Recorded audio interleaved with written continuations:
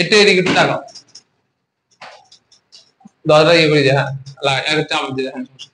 আচ্ছা এইদিকে একটু তাকাও, ভালো করে খেয়াল করো। আচ্ছা এই যে এখন যে কিছু আগে যে ম্যাথটা মুছছিলাম না, কেন্দ্র কথা ছিল 0 0, প্রত্যেকটা ম্যাথের ক্ষেত্রে বলছিলাম না কেন্দ্র চেক করতে। কেন্দ্র যদি আলফা বিটা হয় তাহলে সমীকরণ কত হয়? x minus alpha whole square plus কি আসে মাইনাস কি আসে y minus beta whole square. এদিকে তাকাও, দেখো এক নম্বর ম্যাথটা কি বলছে, দেখো একটি অধিবৃত্তের সমীকরণ নির্ণয় করো। ঠিক আছে, একটা অধিবৃত্তের সমীকরণ নির্ণয় করবো। সবার কাছে আমরা একটা ডেমো একটা চিত্র আঁকার চেষ্টা করি। বলো দেখি যার উপকেন্দ্রদ্বয় কত দিছে বলো দেখি, 4,2 আর 8,2 না? 4,2 কোথায় বসছে বলো, 1 2 3 4, 4,2 এই জায়গায় বসছে না? এটা হচ্ছে তার একটা উপকেন্দ্র 4,2, এটা হচ্ছে তার একটা উপকেন্দ্র কত বলো দেখি 4,2, ঠিক আছে। আর আরেকটা উপকেন্দ্র কত বলছে বলো 8,2, তাহলে 8,2 কোথায় বসছে, এই জায়গায় বসছে না? তাহলে এবার তোমরা বলো দেখি দুইটা উপকেন্দ্র যদি দেয়া থাকে, দুটো উপকেন্দ্র যদি আমি যোগ করি তাহলে দেখতে কিরকম হবে, অধিবৃত্তটা দেখতে কিরকম হবে, এই রেখা বরাবর হবে। তাহলে একটা অধিবৃত্ত কই হবে, ঠিক তার এই দিক হবে, আরেকটা অধিবৃত্ত তার ঠিক তার এই দিক হবে। তাহলে ঠিক তার মাঝ বরাবর কি থাকবে, কেন্দ্র থাকবে না? কেন্দ্রের স্থানাঙ্ক কি ছিল, দুইটা উপকেন্দ্রের ঠিক তার মধ্যবিন্দু হচ্ছে কি বলো দেখি আমাদের কেন্দ্র না? দুটো উপকেন্দ্রের ঠিক তার মাঝখানে যেটা থাকে সেটা হচ্ছে তার কেন্দ্র। বলো দেখি কেন্দ্রের স্থানাঙ্ক কত? কেন্দ্রের স্থানাঙ্ক যদি কিভাবে বের করবো, মধ্যবিন্দু সূত্রটা কি ছিল, ভুজদ্বয়ের যোগফল বাই 2, কুড়িদ্বয়ের যোগফল বাই 2। দেখো 8 আর 4 যোগ করলে কত, 12, 12 কে 2 দ্বারা ভাগ করলে কত, 6, 2 এর 2 যোগ করলে 4, 4 কে 2 দ্বারা ভাগ করলে কত, 2। তাহলে এটা হচ্ছে কি কেন্দ্র না? আর ঠিক তার কেন্দ্র বরাবর কি থাকে আমাদের আরেকটা অক্ষরেখা থাকে। ব্যাপারটা কি বুঝতে পারছো, এরকম থাকে, ঠিক আছে না? এখন তোমার কাছে আমার একটা সহজ কথা বলো দেখি, এই যে এই অধিবৃত্তের ক্ষেত্রে যে অক্ষরেখাটা, সেই অক্ষরেখাটা কার সমান্তরাল? এক্স অক্ষের সমান্তরাল না?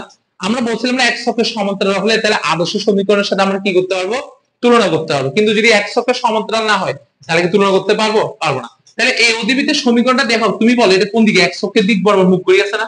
তাহলে সূত্রটা কি হবে, x square by x square minus y square b square হবে। কিন্তু তার কেন্দ্র কি আমাদের 0 0 নাকি কেন্দ্র 6,2 বলো?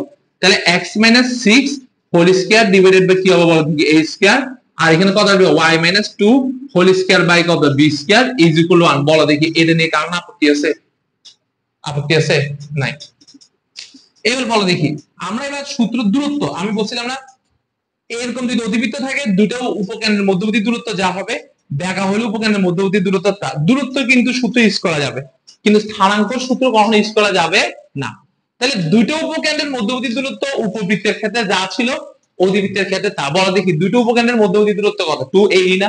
তাহলে এবার তুমি বলো দেখি, তাহলে উপকেন্দ্র দ্বয়ের, আমরা যদি বলি উপকেন্দ্র দ্বয়ের মধ্যবর্তী দূরত্ব, তাহলে উপকেন্দ্র দ্বয়ের মধ্যবর্তী দূরত্ব হচ্ছে কত, 2a না? 2a সমান তাহলে কত আসবে, দেখো এখানে একটা উপকেন্দ্র, এখানে একটা উপকেন্দ্র না, দুইটা উপকেন্দ্রের মধ্যবর্তী দূরত্ব কি আসবে, রুট ওভার, রুট ওভার কত আসবে, ভুজদ্বয়ের অন্তর হোল স্কয়ার, মানে 8 - 4 হোল স্কয়ার 2 - 2 হোল স্কয়ার। তাহলে 2a সমান হবে তোমার 4। বলো ই এর মান কি আমাকে দেয়া আছে না, উৎকেন্দ্রিকতা কত দেয়া আছে, 2। তাহলে ই এর মান যদি আমি 2 বসে দিই তাহলে দেখো এ এর মান কত পাই যাচ্ছে, 1। পাইছি না পাই না? এখন এটা কোন অক্ষের সমান্তরাল, এক্স অক্ষের সমান্তরাল না? তাহলে এক্স অক্ষের সমান্তরাল যদি হয়ে থাকে তাহলে আমরা জানি উৎকেন্দ্রিকতা বের করার সূত্র কি, ই সমান সূত্র কি ছিল বল, রুট ওভার, উপবৃত্তের ক্ষেত্রে কি ছিল মাইনাস, আর অধিবৃত্তের ক্ষেত্রে কি হবে প্লাস, ই সমান 1 প্লাস বি স্কয়ার বাই কত, a স্কয়ার। এটা কি বুঝতে পারছো? তাহলে ই এর মান কত দেয়া আছে বল, ই এর মান 2 দেয়া আছে, তাহলে 2 স্কয়ার সমান 1 প্লাস a এর মান কত, 1 ডিভাইডেড বাই 1 বসে দিলে কার মান বেরিয়ে যাবে আমাদের, বল দেখি এখানে b এর মান। তাহলে আমার কাছে কি এখন b এর মান আর a এর মান আছে না, দুইটা যদি আমি একে বসে দিই তাহলে আমাদের কি বেরিয়ে যাবে, অধিবৃত্তের সমীকরণ বেরিয়ে যাবে। বল দেখি এই ম্যাথটা এত ইজি কেন হইছে, কারণ এটা কোন অক্ষের সমান্তরাল হচ্ছে বলো, এক্স অক্ষের সমান্তরাল হচ্ছে। কিন্তু এরপরে দেখো ময়মনসিংহ 2022-এ দেখো একটা উপকেন্দ্র দেয়া আছে 10,5, আরেকটা দেয়া আছে 8,3। এটা করতে আমাদের অনেক কষ্ট হবে, তার আগে তোমরা এটা একটু শর্ট করে তিনজন তুলি ফেলো, আমরা পরে ওই ম্যাথটা করছি তাদের তুলি ফেলো।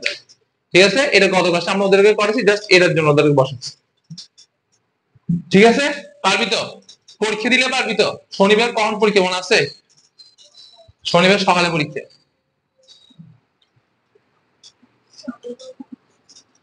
সকাল যে কোনো টাইম এসে দিতে পারবি, আমি থাকবো সকালবেলা, আগে দিতে পারবি পরে দিতে পারবি, সমস্যা নেই। আগে ম্যাথ প্র্যাকটিস করতে হবে, ম্যাথ প্র্যাকটিস না করলে কিন্তু হবে না। সিকিউ থাকবে 2টা, এমসিকিউ থাকবে 15টা। কেন? আমাদের ম্যাথের এমসিকিউ তে সবচেয়ে বেশি প্রবলেম হয়, বুঝে গেছে? আসবে না যে আগে থেকে চিন্তা করে আসবি না, আমাদের ম্যাথে সবথেকে বেশি এমসিকিউ তে সমস্যা হয়। এটা নিয়ে কোনো প্রবলেম আছে? ঠিক আছে, তাহলে বলি রেফারেন্স করি, তাহলে বুঝবো যে ম্যাথ বুঝতেছে না বুঝতেছে না। নরমাল নর্ম আগে তুই এটা শেষ কর, আগে তুই আগে পরীক্ষা দে।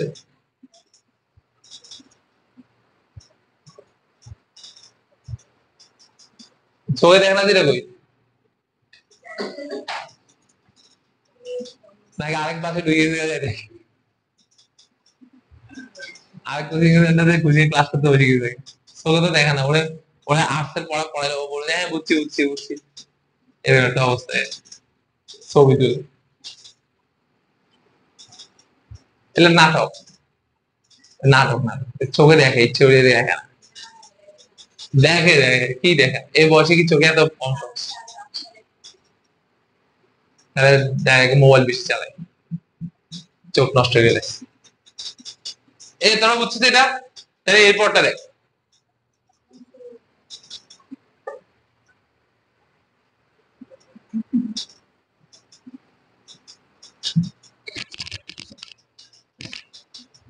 সিএম পারবি তো, পরীক্ষা দিবি, ওই একটা দেখতে তো পারবি না এর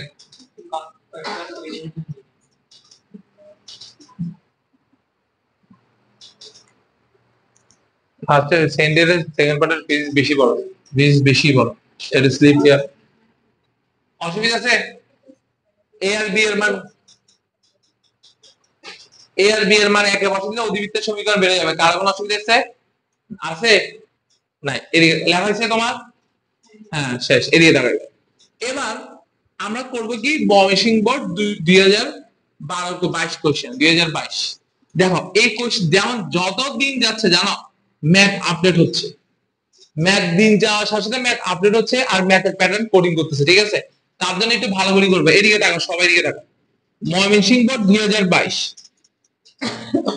এদিকে দেখো। আগে বলছিলাম না সবগুলা ম্যাথ করার আগে আমাকে একটা ডেমো একটা চিত্র আঁকতে হবে, ডেমো একটা চিত্র আঁকলে তাহলে আমাদের বুঝতে সুবিধা হবে। দেখো এদিকে দেখো, এখন আমাকে একটা উপকেন্দ্র কথা বলছে রে ভাই 10,5, দেখো একটু ধারণা নাহলে বুঝবে এটা পড়ে গেছে 10,5, তাহলে 10,5 যদি একটা উপকেন্দ্র এই জায়গায় হয় তাহলে এটা হচ্ছে আমাদের একটা উপকেন্দ্র হচ্ছে 10,5।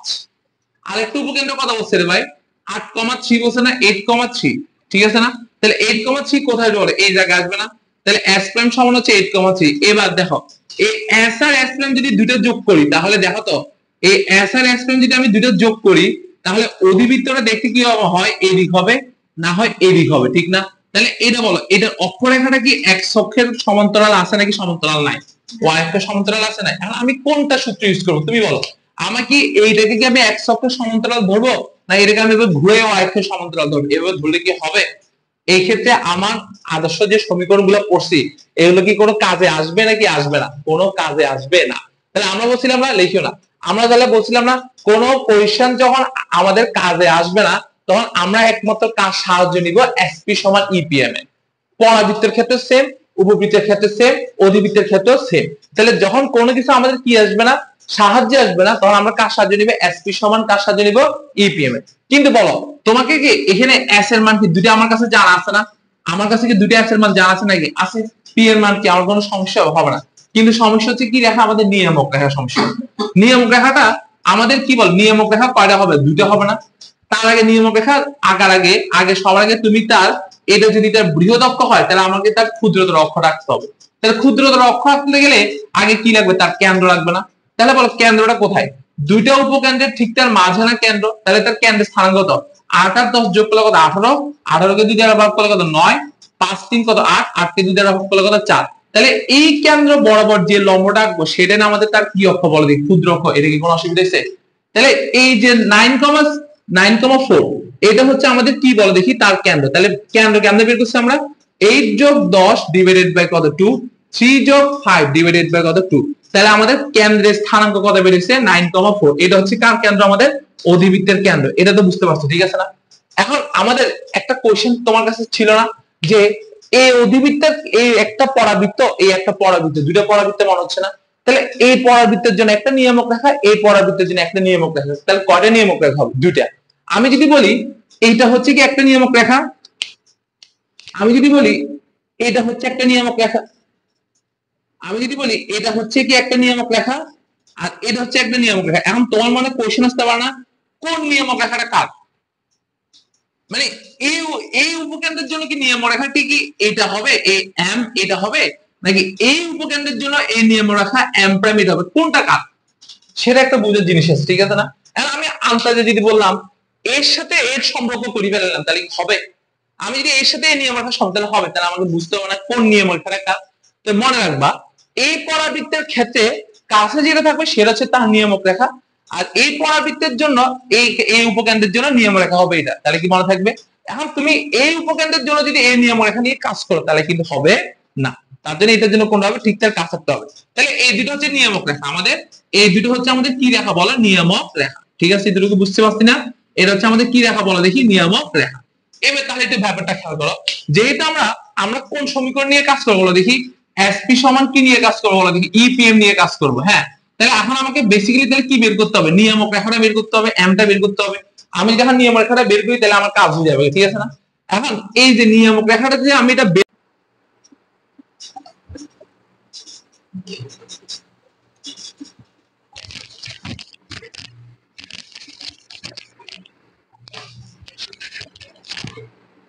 স্টোরেজ পুরো ফুল হয়ে গেছে, ল্যাপটপে বসাচ্ছে না, তার জন্য পুরো মোবাইল স্টোরেজ ফিল হয়ে গেছে, তার জন্য ভিডিও অফ হয়ে গেছে। এই এদিকে লাগা, এই এই সাইডে তো তাকাও, খেয়াল করো। তাহলে এই সাইডে কি কেন্দ্র পাইছি না, এটা তো কেন্দ্র পাইছি, ঠিক আছে? তাহলে বলো দেখি, খেয়াল করো, আমি এখন এই রেখার সমীকরণটা নির্ণয় করবো। কোন রেখার সমীকরণ? এই রেখার সমীকরণ নির্ণয় করবো। বলো এই রেখাটা এই রেখার উপর কিভাবে অবস্থিত, এই অক্ষরেখার উপর কি এটা কি লম্ব অবস্থিত না? তাহলে এটার ঢাল আর এটার ঢালের গুণফলের মান কত বলে দেখি, -1। তাহলে এই রেখার ঢাল কেমনে বের করবো? এখানে কয়টা স্থানাঙ্ক দেওয়া আছে, দুইটা স্থানাঙ্ক দেওয়া আছে না? একটা স্থানাঙ্ক একটা স্থানাঙ্ক, তাহলে দুইটা স্থানাঙ্ক থাকলে ঢাল বের করার সূত্র কি, কুড়িদ্বয়ের অন্তর বাই কি ভুজদ্বয়ের অন্তর। তাহলে একটা কুড়ি কত 5, আর একটা কুড়ি কত 3, তাহলে 5 - 6, আর ভুজ কত 10, আর কত 8, m2। তাহলে m2 সমান ঢাল, তাহলে কোন রেখার ঢাল পেয়ে গেছি, লম্ব রেখার ঢাল। তাহলে এখন আমার কাছে কি এই রেখার ঢাল আছে না? আছে। আবার এই রেখাটা কত বিন্দু দিয়ে যায়, 9,4। তাহলে একটা স্থানাঙ্ক আর একটা ঢাল দিয়ে সরেখার সমীকরণ বের করার সূত্র কি, y - y1 = m * x - x1। তাহলে এখান থেকে আমি যে রেখার সমীকরণটা পাচ্ছি, বলো তো দেখি, আমি আগে শেষ করি, তোমরা একটু পরে তুলো। বলো এই যে রেখার সমীকরণটা পাইছি, এই রেখার সমীকরণটা কার সমীকরণ বলো তো দেখি? এই রেখাটা হচ্ছে এই যে অক্ষরেখা মানে লম্ব বরাবর যে ক্ষুদ্র অক্ষর অবস্থিত তার সমীকরণ পাই গেলাম না? পাইছি নাকি পাইছি না? পাচ্ছি তো। এবার তাহলে একটু তোমরা একটু বলো দেখি, একটু খেয়াল করে দেখি এই রেখার সাথে এই দুটো নিয়ামক রেখা কিভাবে অবস্থিত বলো দেখি, সমান্তরাল অবস্থিত না? ঠিক আছে না? বলো দেখি এই রেখার সাথে এই দুটা নিয়ামক রেখা অর্থাৎ যে কোনো একটা নিয়ামক রেখা কিভাবে অবস্থিত, সমান্তরাল অবস্থিত। তাহলে আমরা জানি একটা রেখা, যদি আমি এটাকে 1 নম্বর সমীকরণ দিই, একটা রেখার সমান্তরাল রেখার সমীকরণ বের করার সূত্র কি ছিল, একটা রেখার সমান্তরাল রেখার সমীকরণ, একটা রেখার সমান্তরাল রেখার সমীকরণ বের করার সূত্র কি ছিল, x + y দুটো সেম থাকবে, জাস্ট এখানে c -13 এর জায়গায় কি বসবে, প্লাস কে বসবে, এটা হচ্ছে কি সমান্তরাল রেখার সমীকরণ। তাহলে এবার একটু তোমরা একটু খেয়াল করো, এটা কোন সমান্তরাল রেখার সমীকরণটা বেরিয়েছে, এটা কোন সমান্তরাল রেখা, হয় এটা না হয় কি এটা, ঠিক আছে না? সমান্তরাল রেখা তো, তাহলে এই একটা রেখা এই একটা রেখার সমীকরণ।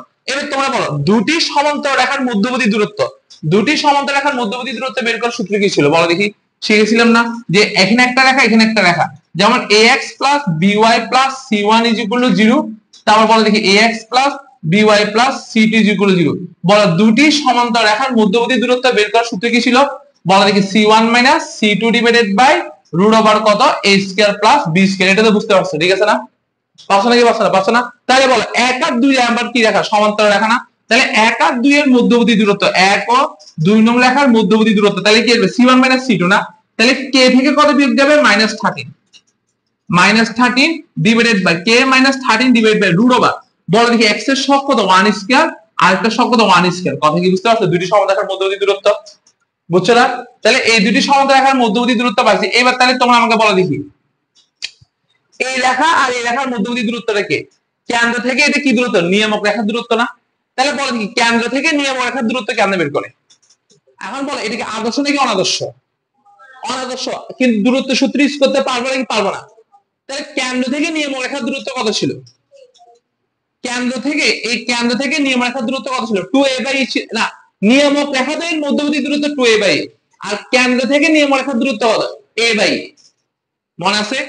কেন্দ্র থেকে এই যে উপবৃত্তের ক্ষেত্রে কি ছিল বলো, এই উপবৃত্তের ক্ষেত্রে এই কেন্দ্র থেকে এই নিয়ম রেখার দূরত্ব কত ছিল বলো, a/e ছিল নাকি ছিল না?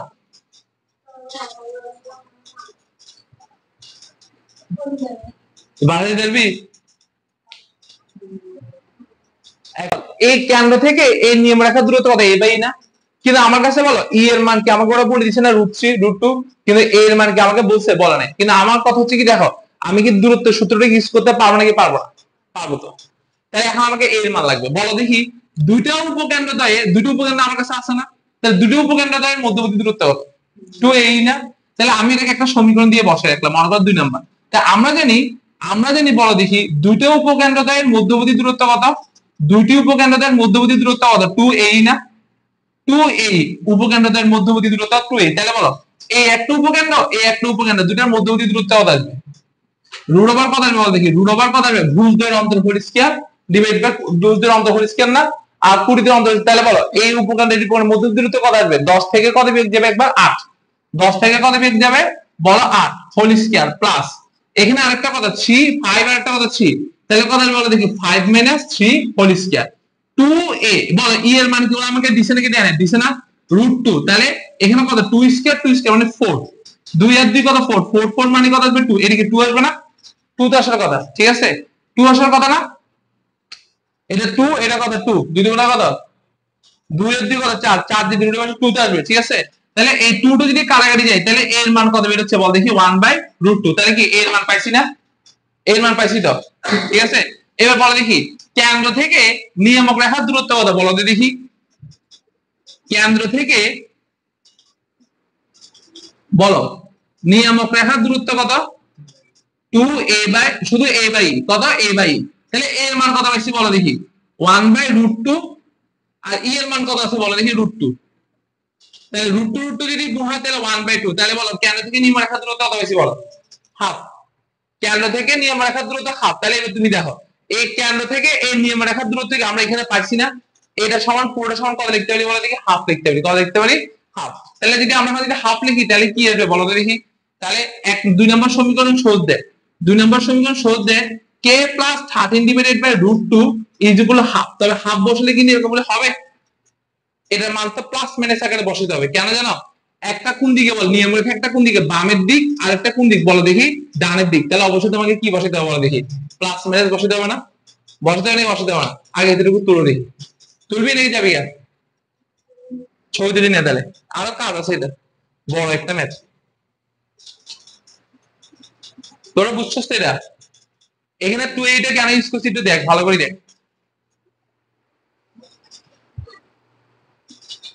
ভালো করে দেখ।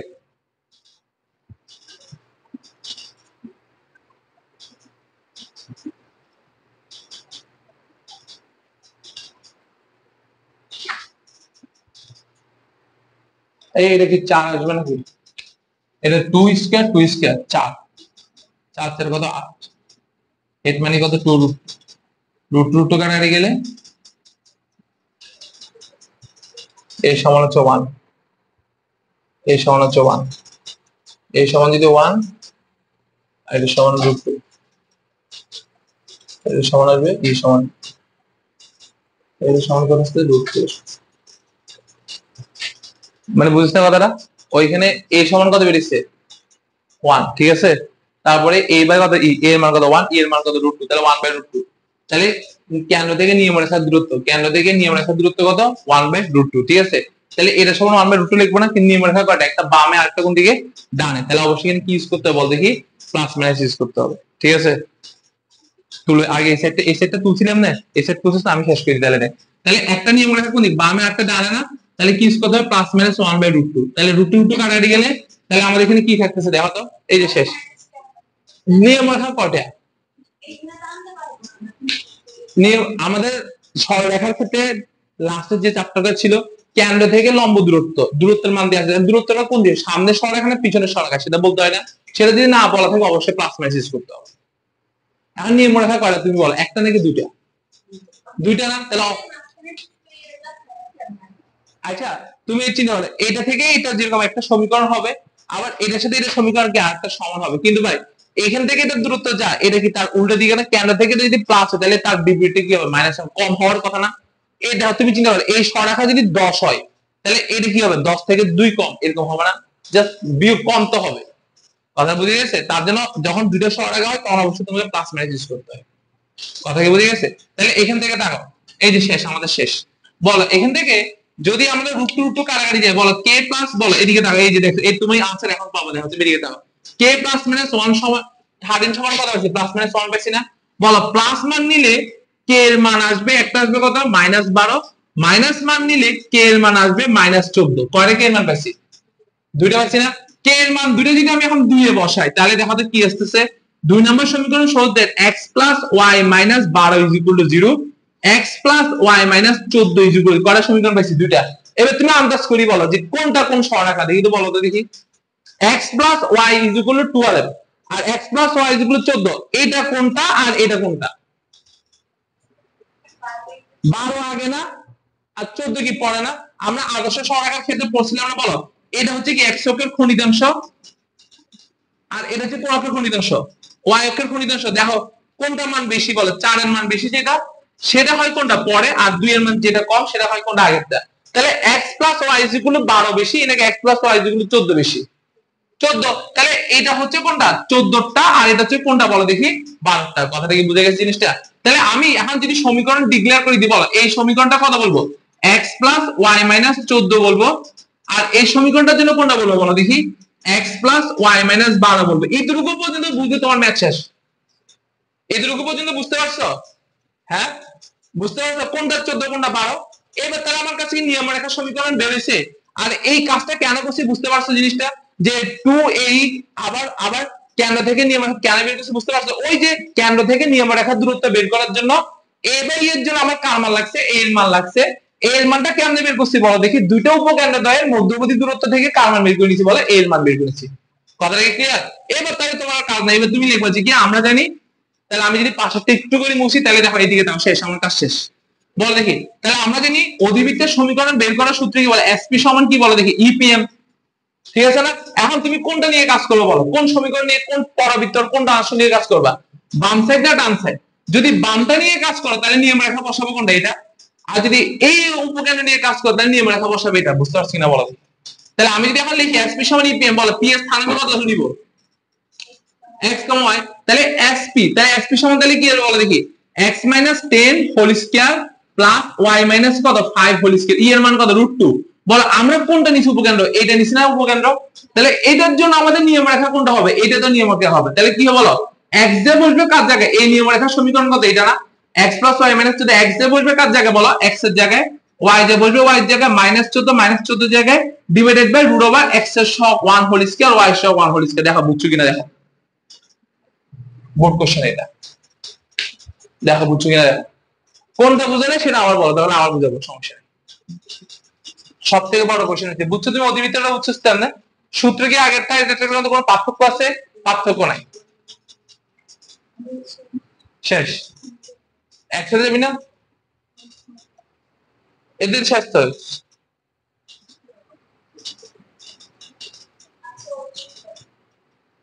আমি ঠিক চলে যাই।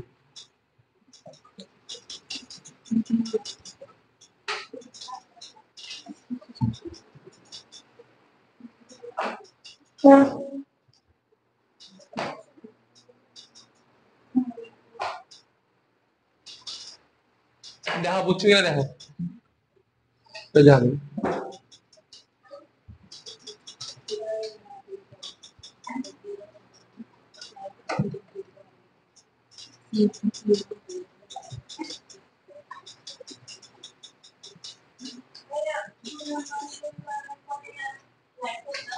এটার পরে এটা 1 ও 2 এর মধ্যবর্তী দূরত্ব, দুটি সমান্তরাল রেখার মধ্যবর্তী দূরত্ব। 1 ও 2 নং সমান্তরাল রেখার মধ্যবর্তী দূরত্ব।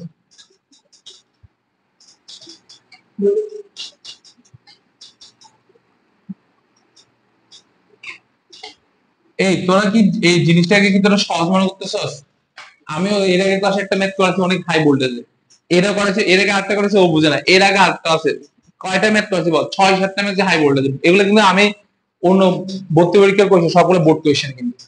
তো এটাকে হেলাবেলা করার কোনো ইয়া নাই, তো এটা ভালো করে করতে হবে।